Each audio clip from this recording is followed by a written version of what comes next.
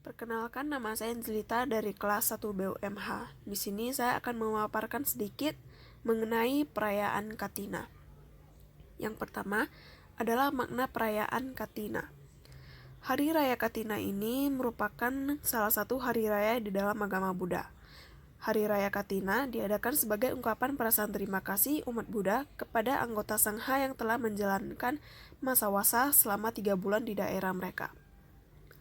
Masa wasa ini merupakan masa di mana para biku melatih diri secara intensif dalam hal meditasi, baik samatha bhawana maupun vipassana bhawana. Pada perayaan ini, umat Buddha mempersembahkan dana yang dapat berupa keperluan sangha seperti jubah, makanan maupun obat-obatan kepada anggota sangha. Selain itu, kita juga dapat berdana berupa uang. Dengan adanya hari Katina ini, kita dapat menimbun karma-karma baik kita. Dengan ini, kita juga dapat melatih sada ataupun keyakinan kita terhadap Buddha, Dhamma, dan Sangha. Serta dengan berdana, dapat melatih diri kita untuk melepaskan keterikatan maupun kemelekatan kita terhadap sesuatu. Selanjutnya adalah praktik berdana kepada Sangha. Dalam berdana itu terdapat 3 hal yang harus diperhatikan. Yang pertama adalah cetana sampada. Ketika kita ingin berdana, hendaknya kita memiliki pikiran yang ikhlas, senang, dan bahagia. Misalnya, sebelum berdana, sudah sepatutnya kita merasa senang dan bahagia. Begitupun pada saat kita melakukan berdana dan sesudah kita berdana. Kemudian yang kedua adalah watu sampada. Barang yang didanakan itu sebaiknya adalah barang-barang yang bersih. Maksudnya adalah barang yang didapat dari tidak melanggar hukum negara maupun hukum agama. Dan dana ini haruslah baik. Jangan berdana sesuatu yang tidak dapat berguna maupun dipergunakan lagi oleh diri kita sendiri maupun orang lain.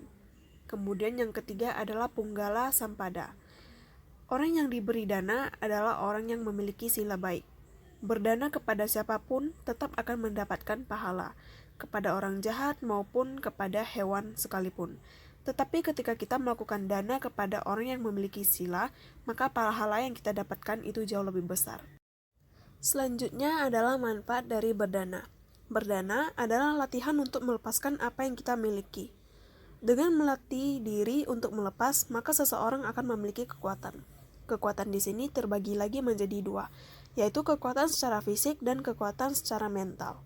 Kekuatan fisik yang dimaksud adalah kesehatan jasmani, seperti misalnya tubuh yang tidak gampang sakit-sakitan. Sedangkan kekuatan mental adalah kekuatan berupa batinia. Batinia yang dimaksud berupa pemahaman tentang Dhamma. Jika seseorang memiliki pemahaman tentang Dhamma, maka batinnya tidak akan mudah goyah, tidak mudah terguncang, sekalipun suatu saat berpisah dengan apa yang ia cintai. Berbeda halnya dengan orang yang pelit, orang yang kikir dan jarang mau berbagi. Apabila suatu saat ia kehilangan apa yang ia cintai, maka ia bisa jadi adalah orang yang mudah stres, frustasi, dan depresi. Kemudian yang terakhir adalah tata cara berdana kepada Sangha. Buddha menjelaskan bahwa ada 5 cara bagaimana memberikan dana yang baik. 5 hal tersebut adalah yang pertama, memberi dengan keyakinan. Hal ini bisa dilakukan dengan cara memberikan atau menyerahkan dana itu dengan tangan sendiri kepada si penerima, bukan malah menitipkan kepada orang lain. Kemudian yang kedua adalah memberi dengan penuh hormat. Hal ini bisa dilakukan pada saat memberikan dana, hendaknya diberikan dengan penuh perhatian, hati-hati, tidak terburu-buru, dan tidak ceroboh. Yang ketiga adalah memberi pada saat yang tepat. Memberi pada saat yang tepat dapat dilakukan pada waktu misalnya pada perayaan Katina. Di luar perayaan Katina, dapat juga berdana pada saat misalnya ada bencana alam, musibah, banjir, kebakaran, dan sebagainya. Barang-barang yang diberikan juga hendaknya adalah barang-barang yang tepat, yaitu barang-barang yang benar-benar dibutuhkan oleh si penerima. Yang keempat adalah memberi dengan hati yang dermawan.